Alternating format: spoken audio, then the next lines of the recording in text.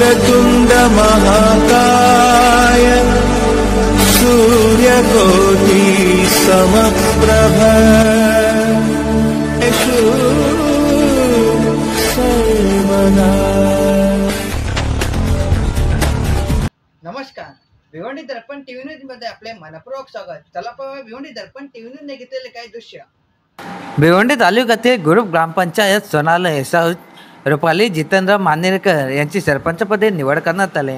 तसेच सर्व महाराजांनी पुढच्या वाटचालीसाठी शुभेच्छाही देण्यात आल्या। चला पाहूया भिवंडी दर्पण टीव्ही न्यूज ने घेतलेले काही दृश्य।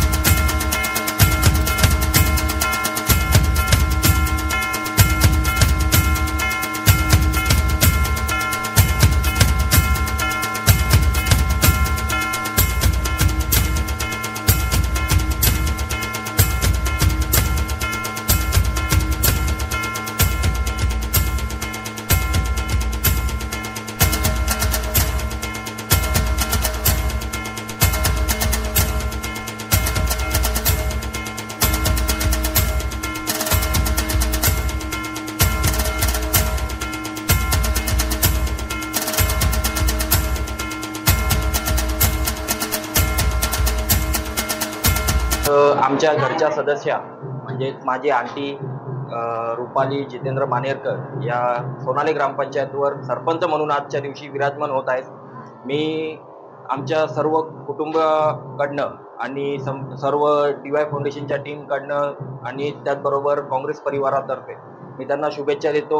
एक आदर्श सरपंच कसा असावा याचं उदाहरण त्यांनी लोकांपुढे ठेवला पाहिजे यासाठी मी त्यांना शुभेच्छा देतो. आणि आजचा दिवस हा अत्यंत चांगला आहे. त्याचबरोबर गणपती बाप्पा त्यांना पावले असं मी समजून आजचा हा दिवस खूप त्यांच्या आज ही जी येणारी वाटचाल आहे पुढील वाटचाली यासाठी मी शुभेच्छा देतो. आणि पहिल्यांदा करिश्मा वाकडे या वहिनींचं मी धन्यवाद देतो. त्यांनी ज्याप्रमाणे ठरल्याप्रमाणे जे आमच्या ग्रामपंचायत रुपेदा म्हात्रे यांनी जे ठरवल्याप्रमाणे नेहमी प्रत्येक सदस्य सरपंच ज्या पद्धतीने चालतात त्या पद्धतीने सर्वांनी मान सन्मानाने स्वतः राजीनामा देतात, त्यांचं धन्यवाद दिलं. आणि आता रुपालीताई मानेरकर हे सरपंच बसत आहेत.